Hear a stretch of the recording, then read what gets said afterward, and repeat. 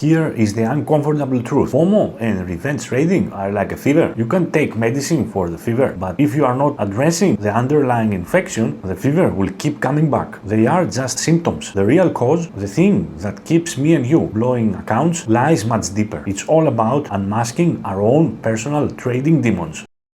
In my last video, I talked about the 8 brutal years in trading and how I have learned that mastering myself was much harder than solving complex IT problems. In those years, I came face to face with all the psychological demons that would emerge, and for a long time, I tried to remove them from existence, to banish them away, and I failed badly. Only recently, I have realized that these demons cannot really banish into the void. They are like bad spirits or ghosts, not supernatural in our context, of course, but they behave like they are from another realm. You can't make them disappear. You can only push them afar and keep them at bay. And the way to do that is deceptively simple. First, identify them, and second, find a way to cast them away. But make no mistake, this is a fight. They won't retreat immediately, and sometimes what you are going to try is not going to have any effect. The fight is constant. If you let your guard down even for a moment, they will try to drag you back. I'm still battling some of these demons myself, so I'm not here to do preaching like I'm on the top of the mountain. Instead, in the next few minutes, I'll show you the 3 demons that cost me a dozen of real accounts and exactly how I learned to fight them. And if this raw and honest look in trading psychology resonates with you and you are tired of generic advice, please consider subscribing to my channel now. So, demon number 1, the demon of arrogance. When I first started, coming from a background of solving complex IT problems, I genuinely thought that I was smarter than the market, and I thought,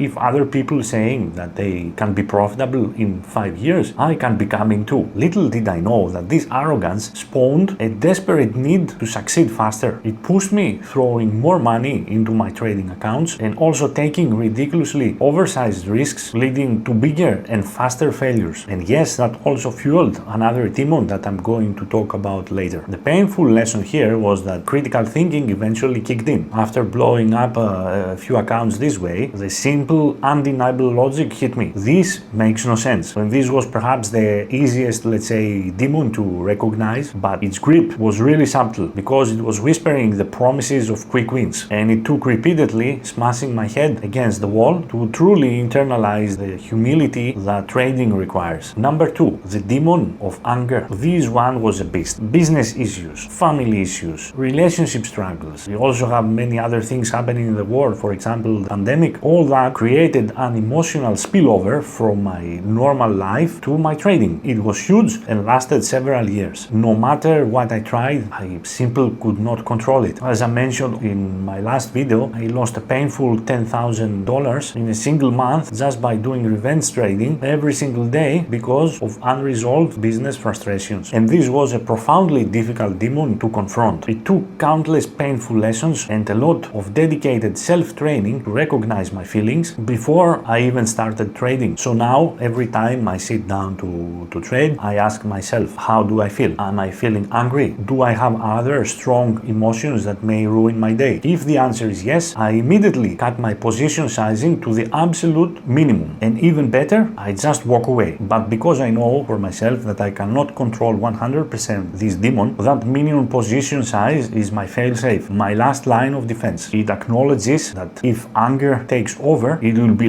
most likely a losing day, but at least I've already managed my overall risk. Number 3, the demon of self-blame. And here's where psychology also plays a huge and sometimes devastating part. Some people, when they fail, they externalize the blame. They will blame the market, other people, their computer or their platform. On the other hand, there are people like me who turn that blame inward, constantly punishing themselves for every failure and every misstep. Didn't close a trade that went sideways? My fault. Did I FOMO into a late entry that hit my stop loss? My fault. Took a trade with an oversized position? My fault. Whatever happened, I would put all on myself. To give you an example of how serious this was, there was a time that I just couldn't force myself to close down a position, a losing trade, and I watched my account disappear. And then I stood in front of the mirror and shouted on my reflection, and I was screaming so violently that I had abdominal pain for almost a month. And I tell you all that because I believe that this demon is really insidious. It can really drag you into despair and depression. This is such a complex and delicate delicate matter that I will be dedicating an entire video to talk about that. The breakthrough in pushing that demon away came from a radical shift. I had to stop blaming myself and start accepting myself with all my flaws, with all my emotional baggage. I learned to view these trading mistakes not as personal failures, but in my mind something like a software bug that just needed a precise fix to make everything work better. For example, I replaced my normal journaling with video recordings of the trading sessions. Seeing myself making the mistakes, also commenting on them in real time, created a powerful disconnect between the action and my self-worth. I also started writing down a daily list of 10 things that I'm grateful for. This simple daily practice fundamentally shifted my internal dialogue, helping me to forgive and start loving myself again. As a conclusion, each of us will have our own unique set of demons. Too, we might share a few common ones, but the bottom line remains the same. The solution isn't emotional. It requires to apply critical thinking. What I do now is I wait till I am calm and my rational mind is fully engaged. Then and only then I analyze what happened. I will categorize the demon that emerged and consciously try to find a solution to apply. I will test it.